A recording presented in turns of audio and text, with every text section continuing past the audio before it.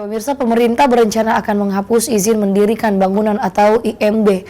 Usulan ini datang dari Menteri Agraria dan Tata Ruang atau Kepala Badan Pertanahan, Sofyan Djalil. IMB dianggap hanya memperlambat pembangunan dengan izin yang berbelit-belit.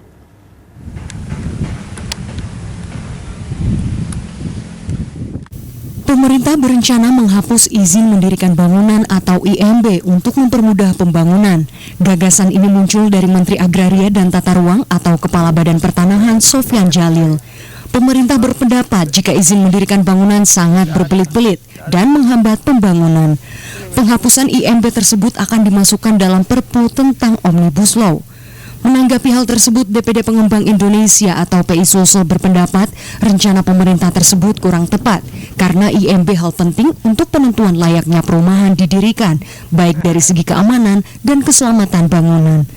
Terkait dengan penghapusan IMB kemarin ini, rencana penghapusan IMB karena memang ini juga belum berlaku, tapi ada wacana seperti itu. Kami dari pengembang, terutama di Sulawesi Selatan ini, melihat bahwa yang sebenarnya perlu ditinjau kembali adalah proses-prosesnya sampai kepada IMB. Kami tidak melihat bahwa penghapusan IMB itu penting sekarang, tapi yang lebih penting adalah prosesnya untuk sampai ke IMB.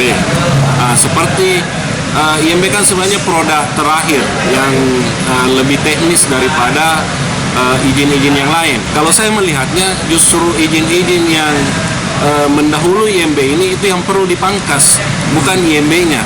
Karena IMB ini kenapa saya pikir penting tetap ada, inilah izin yang bisa membedakan antara bangunan yang legal dengan ilegal. Menurut Saiful, yang harus dihapus adalah izin sebelum menuju izin mendirikan bangunan, yaitu izin prinsip pemanfaatan tanah, izin lokasi, izin lingkungan, dan izin pemanfaatan tata ruang. Banyaknya izin tersebut memperlambat pembangunan di Indonesia. Sigit Iwantoro, Celebes TV.